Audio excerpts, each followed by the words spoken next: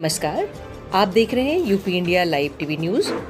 देश प्रदेश के ताजा तरीन समाचारों के लिए देखते रहें निष्पक्ष, निडर, बेबाक आवाज के साथ UP India live TV news.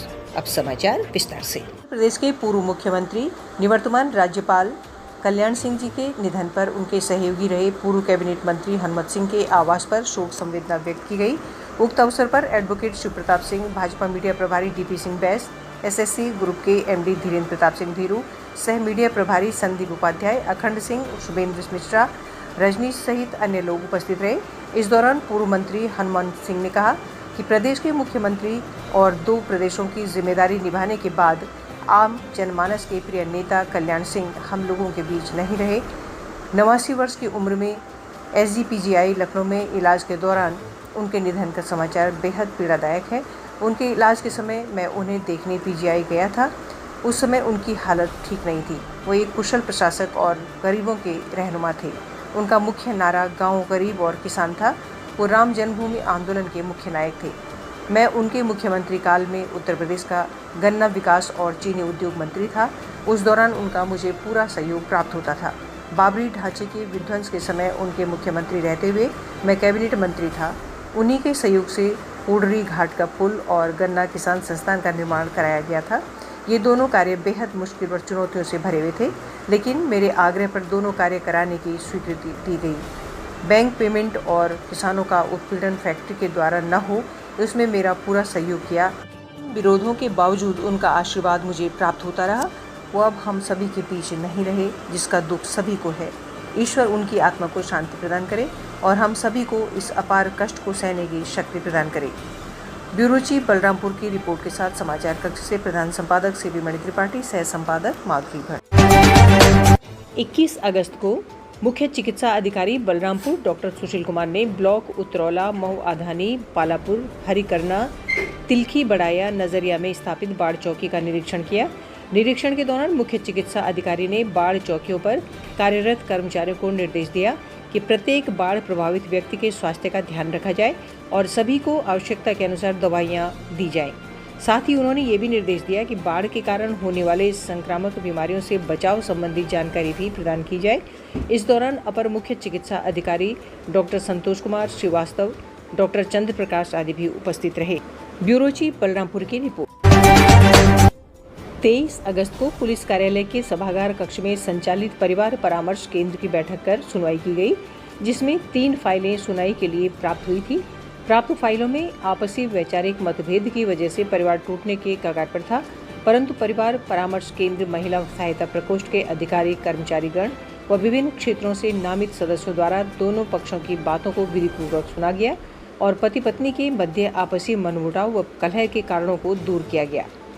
इस कार्रवाई से 2 परिवारों को बिछड़ने से बचा लिया गया। दोनों परिवारों को हंसी खुशी परिवार परामर्श केंद्र से विदा किया गया। ब्यूरो चीफ श्रावस्ती की रिपोर्ट। बहराइच राष्ट्रीय स्वयंसेवक संघ खंड मिहीपुरवा के तत्वावधान में सशस्त्र सीमा बल निशानगाड़ा 70 बटालियन KVOP परिसर में रक्षाबंधन पर्व श्रद्धा और उल्लास के साथ मनाया गया। आयोजित कार्यक्रम में समाजसेवी श्रीमती शांति रावत मंडल, मंत्री भाजपा मिहीपुरवा मंडल 282 विधानसभा विभाग द्वारा सशस्त्र सीमा बल के जवानों व अधिकारियों को रक्षा सूत्र बांधकर धर्म, समाज व राष्ट्र रक्षा का संकल्प लिया गया। मालवीय मिशन अध्यक्ष श्रीमान संजीव श्रीवास्तव एडवोकेट ने सशस्त्र सीमा बल के जवानों का आह्वान करते हुए कहा कि वे सेवा, सुरक्षा, बंधुत्व की भावना को आत्मसात कर नशामुक्त तराई बनाने के अभियान में सहभागी बने। RSS जिला सेवा प्रमुख सुरेश वर्मा ने कहा कि संगठन के माध्यम से समाज के सभी वर्गों से संवाद स्थापित करने के लिए जगह जगह पर रक्षाबंधन कार्यक्रम किया गया, ताकि सामाजिक समरसता का भाव सभी लोगों में बना रहे। इंस्पेक्टर सशस्त्र सीमा बल संदीप कुमार सिंह ने सशस्त्र सीमा बल के द्वारा चलाए जा रहे सामाजिक कार्यों की जानकारी देते हुए कहा कि जन सहयोग से ही नशा जैसे संगठित अपराधों पर काबू पाया जा सकता है। कार्यक्रम का संचालन खंड कार्यवाह अमरेंद्र वर्मा तथा अध्यक्षता खंड सह संघ संचालक परम आदरणीय मंगल प्रसाद ने किया। इस अवसर पर प्रमुख रूप से संघ के स्वयंसेवक अखिलेश इंद्र सेन, विनोद, समाजसेवी सुरेश रावत, विहिप नेता अजय राय, ऋषि श्रीवास्तव आदि उपस्थित रहे। समापन के अवसर पर भाजपा महिला नेत्री शांति रावत के द्वारा परिषद को रक्षा सूत्र बांधकर पर्यावरण संरक्षण का संकल्प लिया गया।